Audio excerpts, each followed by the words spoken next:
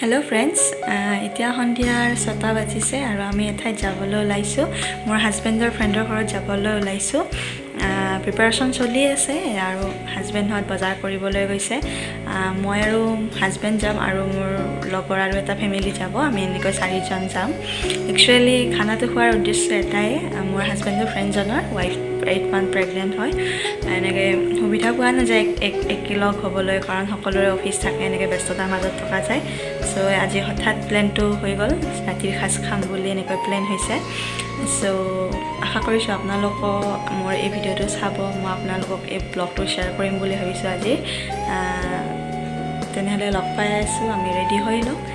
তাৰপিছত আমি কেনেকৈ কি কৰিলোঁ আপোনালোকৰ লগত শ্বেয়াৰ কৰিম। আপোনালোকে ভিডিঅ'টো শেষলৈ চাব বুলি আশা ৰাখিলোঁ। এয়া ৰেডি হৈ গ'লোঁ, এতিয়া আমি যাবলৈ ওলাইছোঁ।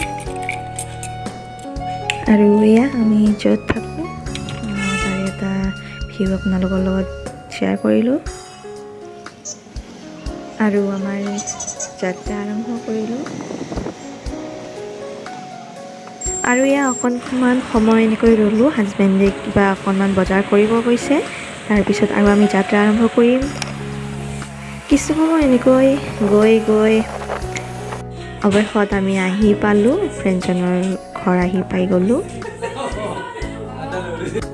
আৰু এয়া আমি পায়স খাই আমি শাক পাচলিবোৰ এনেকৈ কাটিবলৈ লগাই দিছোঁ হাজবেণ্ডহঁতক।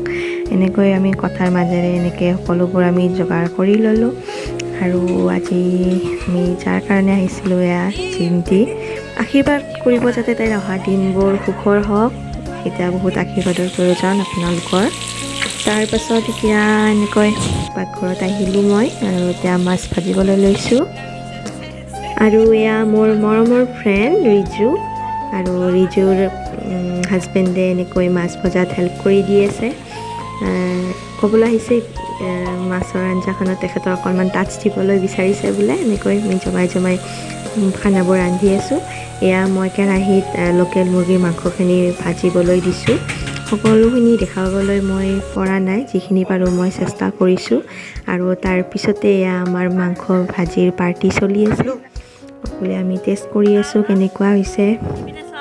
আৰু এয়া মোৰ হাজবেণ্ড মাংস ভাজি খাই আছে। এয়া আমাৰ সকলোবোৰ ৰন্ধা হৈ গ'ল। চ' এতিয়া আমি সকলোৱে এনেকৈ অকণমান কথা পাতিছোঁ।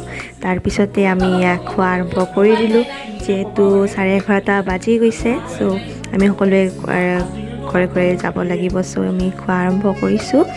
আৰু এয়া আমি তিনিওজনী উভতি অহাৰ আগমুহূৰ্তত আমি এনেকৈ এখন ফটো ক্লিক কৰিছোঁ। আৰু এয়া আমি ঘৰলৈ উভতি গৈ আছোঁ। আমাৰ আগে আমাৰ ফ্ৰেণ্ড ধ্ৰুৱ এণ্ড ৰিজু। আৰু এয়া আমি আহি আছোঁ ৰাতি 12টা বজাত। কিমান ভাল লাগিছে, একো ট্ৰেফিক জাম নাই, কোনো হাহাকাৰ নাই। আমি দুয়োটাই এনেকৈ ইমান শান্ত পৰিৱেশ, ইমান নিৰল নিস্তব্ধ। আৰু এয়া আমি ঘৰ পাই গ'লোঁ। আৰু যদি এই ভিডিঅ'টো ভাল পাইছে তেনেহ'লে লাইক, শ্বেয়াৰ, কমেণ্ট কৰিবলৈ পাহৰি নাযাব। আৰু এটা নতুন ভিডিঅ'ৰ সৈতে লগ পোৱাৰ আশাৰে আজিলৈ ইমানখিনিয়ে। ধন্যবাদ।